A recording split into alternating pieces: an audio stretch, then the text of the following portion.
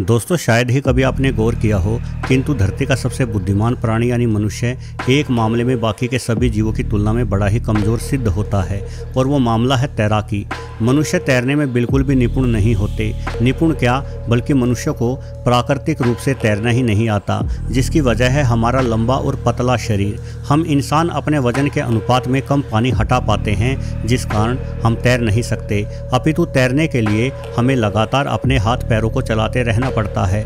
वहीं यदि आपके पास कोई पालतू कुत्ता है और आपने कभी भी अपने कुत्ते को तालाब में नहीं उतारा है, तो आप बड़े ही शौक से अपने कुत्ते को तालाब में उतार सकते हैं। यकीन मानिए वो डूबेगा नहीं। यहाँ तक कि भैंस और हाथी जैसे भारी भरकम जानवर भी बिना कोई प्रयास किए बड़ी ही आसानी से तैर सकते हैं, क्योंकि चाहे कुत्ता हो, भैंस हो या हाथी, ये सभी स्तनधारी अपने वजन के अनुपात में अधिक पानी को हटाते हैं। हालांकि कई अन्य जीव भी ऐसे हैं जो तैर नहीं सकते। उदाहरण के लिए जिराफ, ये भी मनुष्यों की भांति पतले किंतु ऊंचे शरीर के स्वामी होते हैं और ऐसा शरीर तैरने के मामले में हमेशा ही रुकावट बनता है। लेकिन मनुष्यों के साथ एक और समस्या भी है, हम अधिक देर तक अपनी सांस भी नहीं रोक पाते। हमारे मस्तिष्क के अनुपात में हमारे फेफड़े जरा छोटे होते हैं, जिस वजह से यदि किसी इंसान को कुछ मिनट ऑक्सीजन ना मिले तो उस इंसान का वजूद ही समाप्त हो जाता है।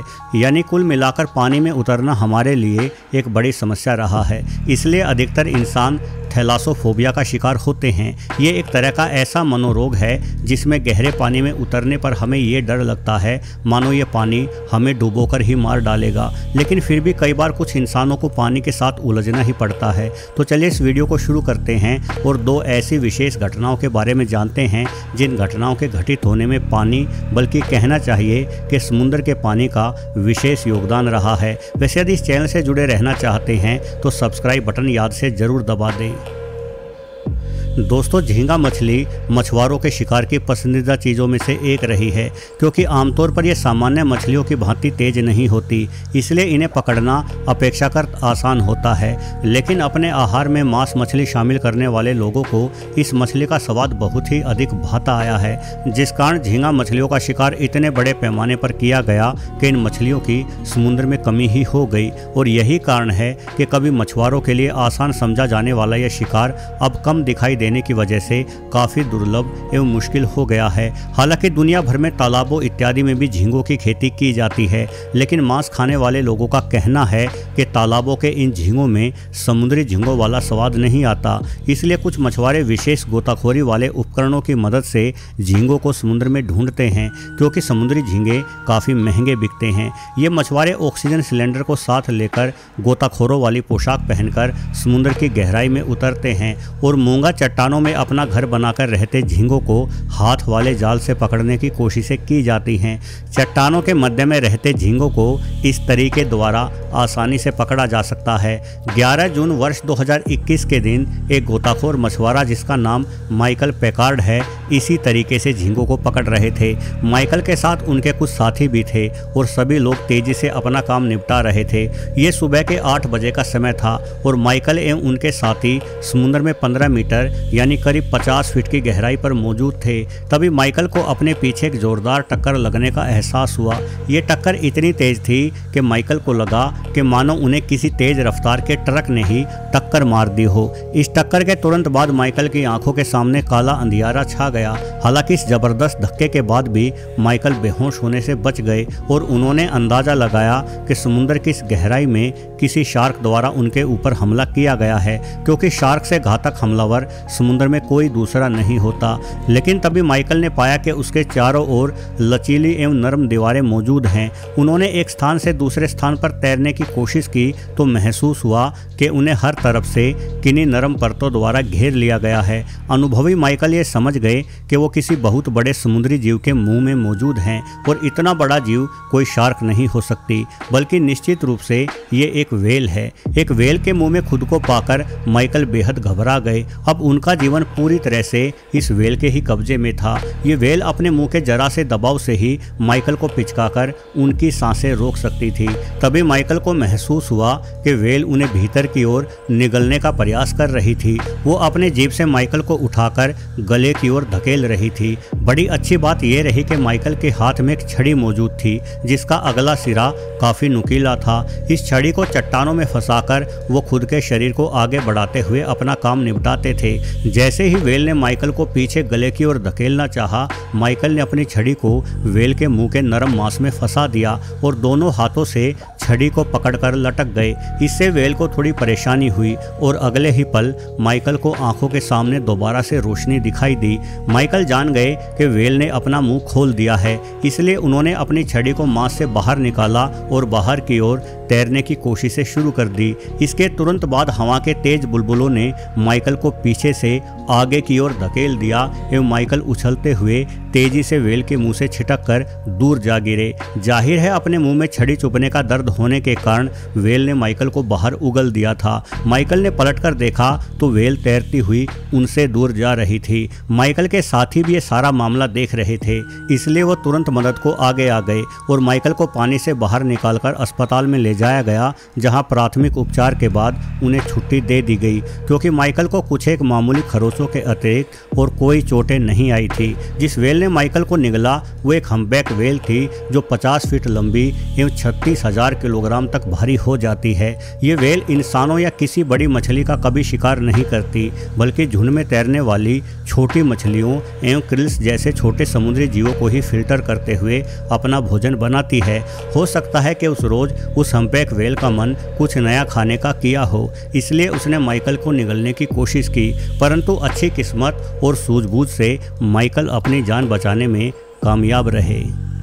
दोस्तों, आज के वीडियो की दूसरी कहानी सुनने में शायद आपको किसी फिल्म की स्टोरी लगे, परंतु ये कहानी पूर्णतः सत्य है। वर्ष 2003 के अक्टूबर महीने में टीना और गैबे नामक दो प्रेमी इंग्लैंड में अपनी शादी संपन्न करते हैं। शादी के तुरंत बाद ये प्रेमी जोड़ा हनीमून मनाने के लिए ऑस्ट्रेलिया जाने का फैसला करता है।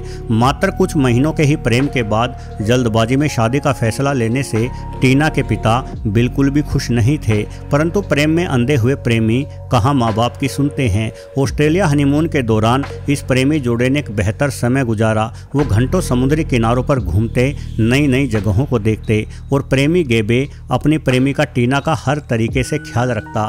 टीना गैबे को पाकर काफ़ी खुश थी। एक रोज़ गैबे टीना को बताता है कि सिडनी के समुद्री किनारे से करीब 50 किलोमीटर दूर वर्ष 1900 में डूबे एक समुद्री जहाज़ का मलबा समुद्र के भीतर है, जिसे देखने बड़ी संख्या में टूरिस्ट जाते रहते हैं। क्यों ना हम भी उस जहाज़ को देखने जाएं।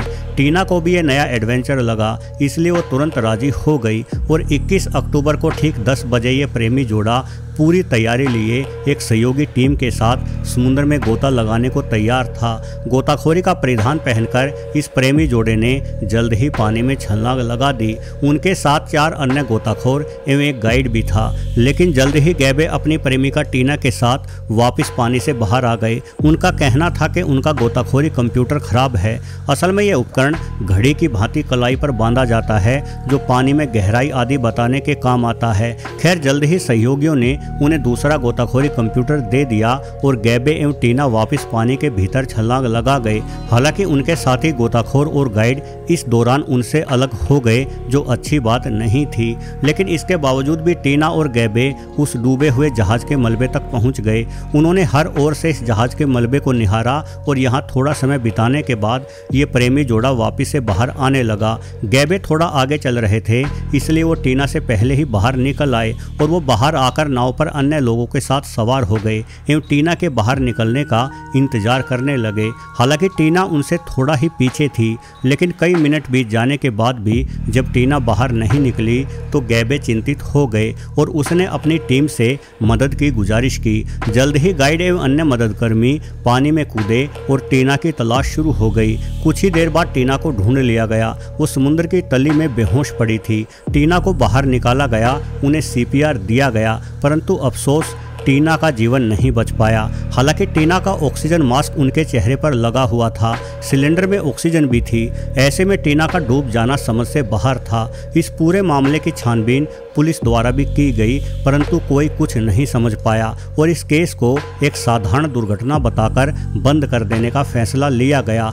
किंतु इस दौरान टीना के पिता पुलिस के पास आए और उन्होंने कुछ ऐसी बातें बताई जिन बातों के कारण पुलिस ने टीना के पति गैबे को गिरफ्तार करके उससे सख्ती से पूछताछ शुरू की। पुलिस ने गैबे से पूछा कि आखिर तुम लोग बाकी सभी से अलग क्यों तैर रहे थे। तो गैबे ने कहा कि उनका गोताखोरी कंप्यूटर खराब हो गया था और उसी को बदलने के लिए उसे वापस पानी से बाहर आना पड़ा था। गैबे ने पुलिस को बताया कि गोताखोरी के दौरान टीना का मन घबरा रहा था, इसलिए उसने टीना को वापस बाहर खींचने की कोशिश की। जब वो पानी से बाहर निकलने वाले थे तो टीना उसके हाथ से छूट गई और तेजी से पानी की गहराई में गिरने लगी। हालांकि गैबे के साथ मौजूद अन्य व्यक्तियों का कहना था कि गैबे पानी से बाहर आकर नाव पर इस भांति बैठ गया था मानो कुछ हुआ ही ना हो। पुलिस समझ गई कि गैबे कुछ न कुछ छुपा रहा है। बाद में हुई जांच के दौरान पता चला कि गैबे के पास गोताखोरी का लंबा अनुभव रहा है। उसने काफ़ी वर्षों तक प्रोफेशनल रूप से बचाव गोताखोरी भी की है। यानी अगर टीना पानी में डूब रही थी तो गैबे उसे वापस बाहर निकालने में सक्षम था। आगे हुई पूछताछ के दौरान गैबे की कई बातों में विरोधाभास नजर आए और जल्द ही गैबे टूट गया। उसने सारी सच्चाई पुलिस को बता दी। दरअसल पानी के भीतर डूबे हुए समुद्री जहाज का मलबा निहारते समय गैबे ने टीना को अपने गले से लगाया था और इसी दौरान उसने टीना का ऑक्सीजन वाल्व बंद कर दिया।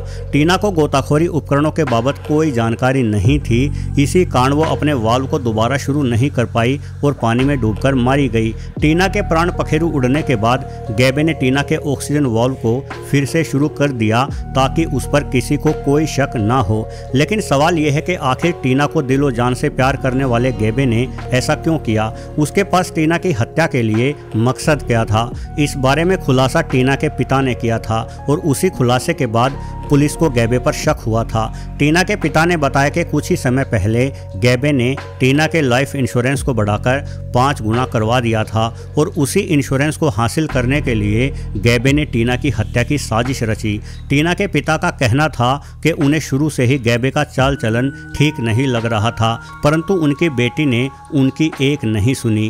खैर, टीना को अपने पिता की बात पर यकीन ना करने की गलती की सजा अपनी जान देकर चुकानी पड़ी। वैसे आपके हिसाब से कुछ महीनों के प्रेम के बदले अपने माँ बाप के बरसों पुराने प्रेम को दरकिनार कर देना कितना उचित रहता है? अपनी राय कमेंट बॉक्स में जरूर बताएं। ये वीडियो पसंद आया हो तो वीडियो को लाइक भी अवश्य करें। वहीं इस तरह के अन्य वीडियो देखते रहने के लिए सब्सक्राइब बटन दबाकर चैनल से भी जुड़े रहें। अंत तक वीडियो देखने के लिए आपका बहुत बहुत धन्यवाद।